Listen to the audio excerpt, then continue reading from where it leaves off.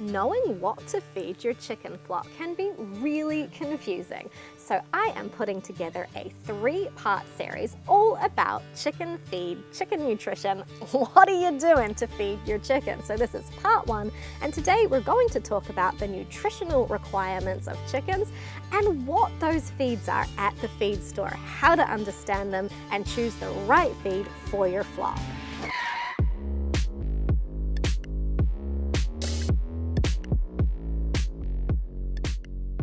The first thing we need to talk about is the nutritional requirements of chicken. So bear with me, it's going to get a bit technical, but once you understand what chickens need in their diet, it's going to give you the ability to pick the right food for them to meet all of their needs and hopefully give you some options when you're at the feed store. So the first thing that makes up a chicken's diet is energy. So we all need energy, and for chickens that is carbohydrates, which are sugars and starches, and fats. Now usually chickens eat a diet that's relatively high in carbohydrates with not a huge amount of fat. If we're talking bagged feed, they can have some fat in their diet, but just like people, fat is really high in energy, and if they're eating quite a bit of it and not being particularly active, it can cause problems for them. So the energy component of a chicken's diet is made up of carbohydrates and fats. The next part of a chicken's diet is protein. Now protein is what helps chickens to build muscles and feathers. It is what builds their bodies, just like it builds our bodies. And protein can come from both plant-based sources and animal-based sources. So when we're talking about protein coming from plants, we're talking about things like soy meal, linseed meal, things like that. Now all plants have protein in them, but generally speaking, plants do not have what we call a complete protein. So that means all of the amino acids that make up the proteins need to be present for it to be called a complete protein. And plants usually just have some of the amino acids. So you need different plant sources to come together to make a complete protein, to have everything that the chicken needs in its diet. So usually you'll have something like a legume, so that's soy meal or peas or something like that, in combination with a grain like corn and wheat and barley. So together they can have all the amino acids required to make a complete protein that the chickens need to build protein in their own bodies. If you're getting your protein from an animal-based source, so that could be insect meal, it could be blood and bone meal, things like that, so things that were animals before they went into your chicken's diet, those are complete proteins. They have all of the amino acids already in them that your chickens need to go about their chickeny lives being happy and healthy. Protein is really important in chicken diets, and it's easy to not get enough of it. And when we're talking laying hens, which is the reason most people keep chickens, every time they lay an egg, they're using protein to make the egg, because eggs are a great source of protein and it's got to come from somewhere. So it's really important that you feed your chickens a diet that has enough protein in it, and we'll talk a little bit more about protein percentages further on in this video. Chickens also need to have fiber in their diets, just like people do.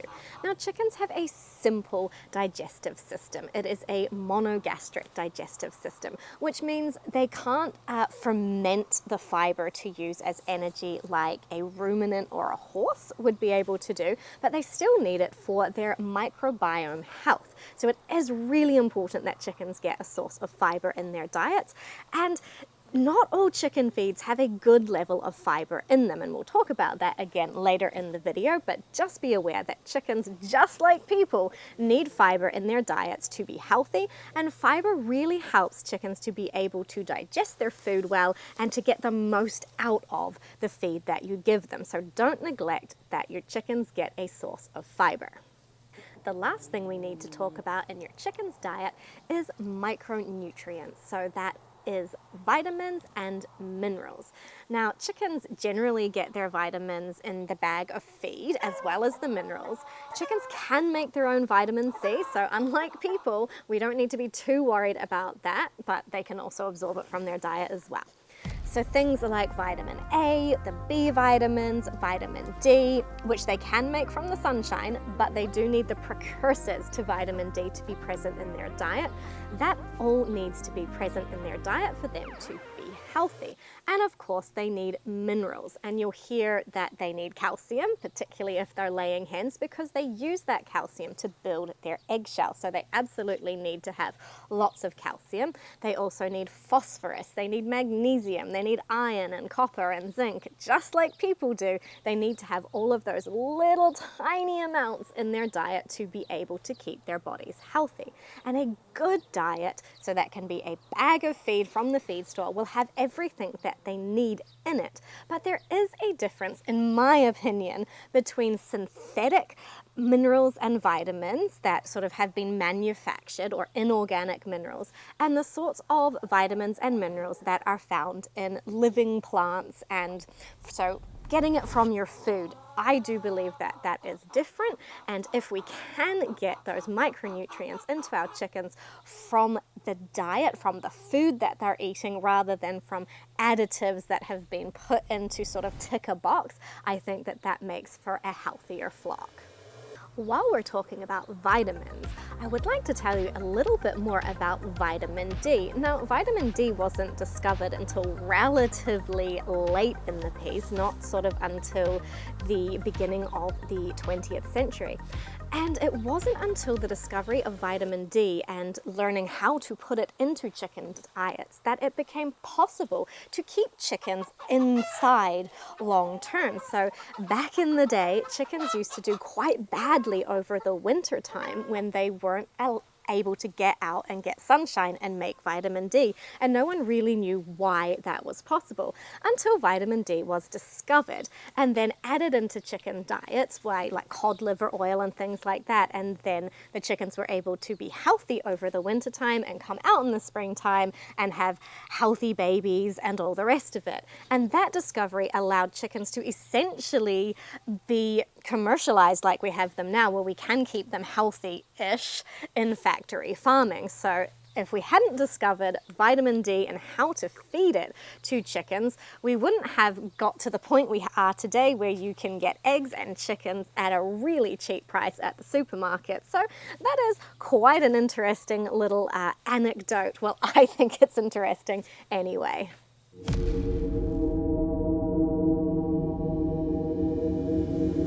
On second thought, eggs aren't actually that cheap anymore.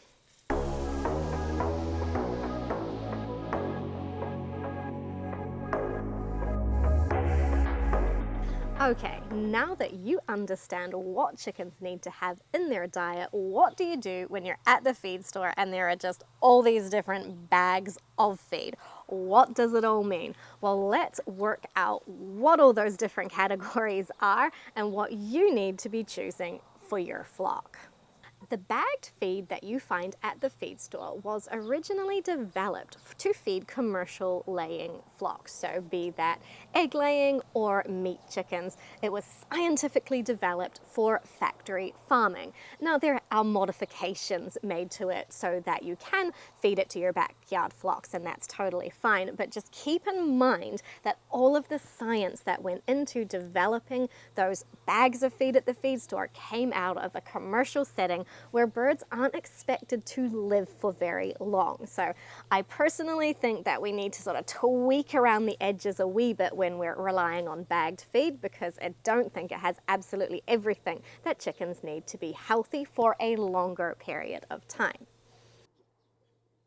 Generally speaking, chicken feed is sold labeled for the stage of chicken that it is for. So you will find chick starter, you will find pullet grower, you'll find layer, you might find all flock. So all of these things, well, what do they mean? Well, some of them are a bit self-explanatory. So chick starter is what you feed to little chicks from the time they hatch for maybe 12 weeks, and then they move on to grower or pullet grower. So pullet just means a young hen before she's started laying, and then that's what they'll stay on until they start laying.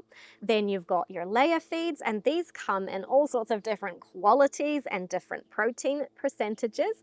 And we'll talk about protein in a bit more detail, but generally speaking, the minimum protein you want in a layer feed is 15%, and I would suggest more like 18% is where you want to be.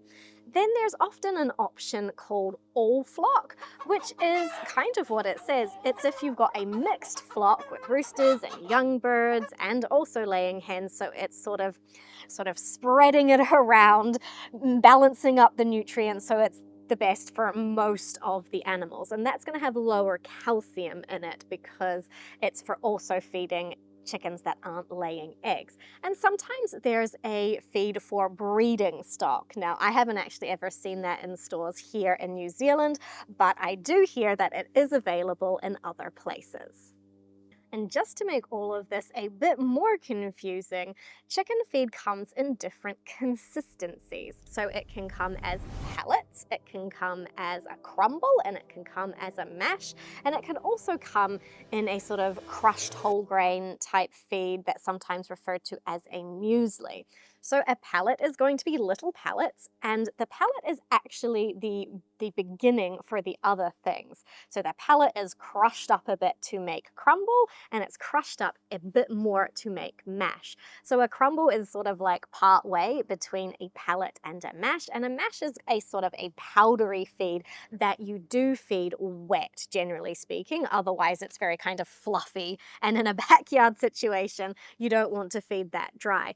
It is fed dry in indoor commercial sort of situations because it takes the chickens a lot longer to eat it, so it kind of keeps them amused for longer. But generally, if you've got your chickens outside, you don't want to feed them dry mash. So those are the basic consistencies. It's really up to your preference and your flock preference. There's no real nutritional differences between those consistencies. Just pick what works best for you. When I'm buying feed for my flock, I like to choose a mixed up whole grain feed. So not a pellet or a mash or a crumble, an actual, I can see what it is made out of. So there's wheat grains in there, there's crushed corn in there. I can see all the little bits and pieces. And the reason I like that, well, one is because I feed a portion of my chicken's diet as a wet soaked fermented feed. And the other reason is because I can see what's in it, and I can see the quality of what is in it, and I can smell it and make sure it's fresh, and I actually just know what I'm feeding my chickens. If you get a bagged feed that is pellets or mash or crumble, it's really almost impossible for you to tell the quality of the ingredients that went into there. And because generally speaking, animal feed doesn't have to tell you exactly what is in it. They sort of use broad categories like may contain. You just don't really know what is in that pellet. So I would highly recommend, if you can find it, to pick a feed, a muesli or a more sort of whole grain type feed, so you can judge the quality for yourself.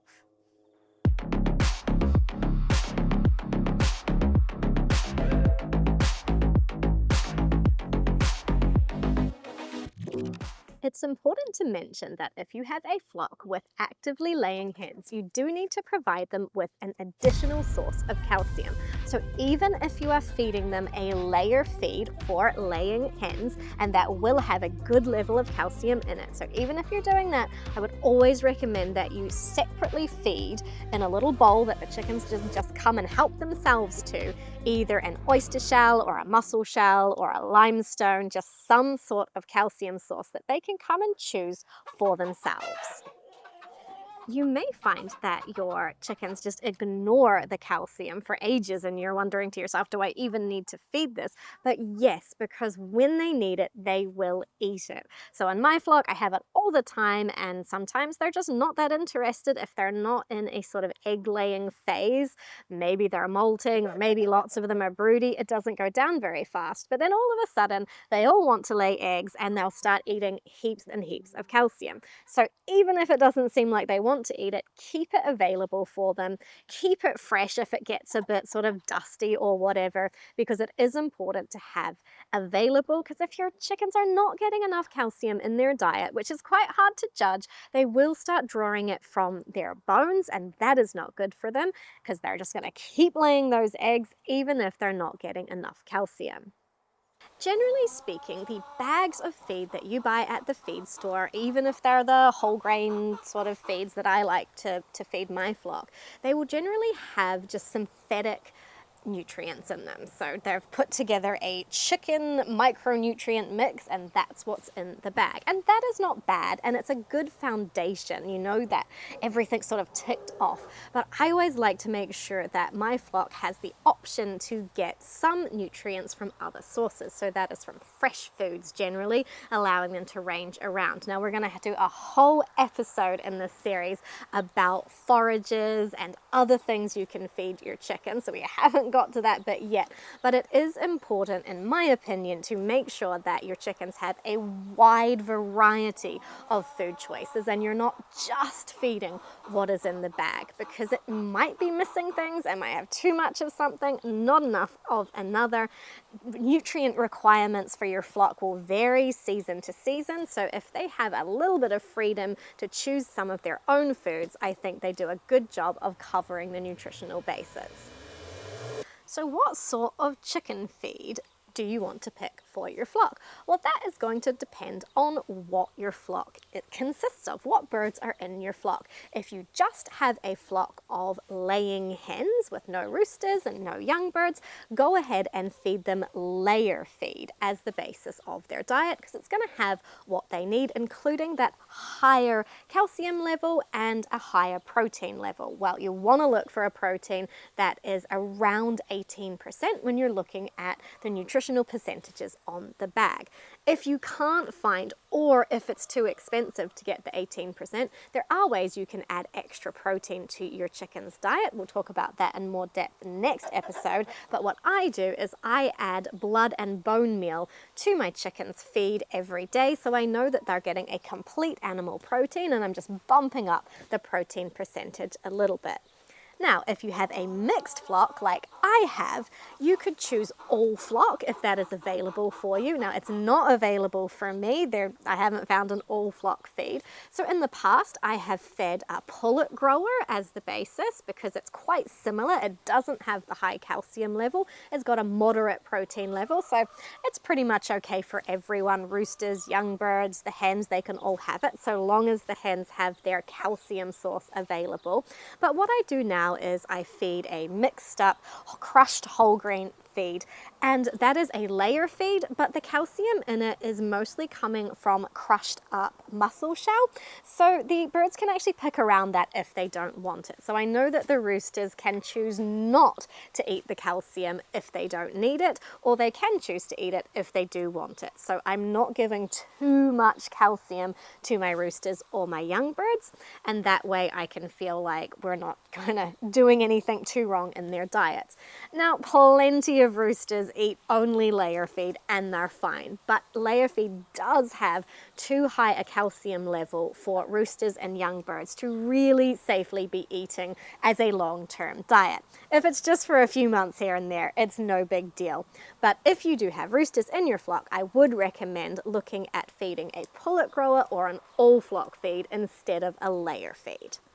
Next week, we're going to talk about some strategies for enhancing your chicken food by soaking and fermenting it. And we're going to talk about sort of these strategies for how you feed your flock. So whether you feed them feed all the time, whether you feed them as meals, what are the positives and negatives of both of those sorts of options. So it's all going to be about the actual practical application of how you feed your flock.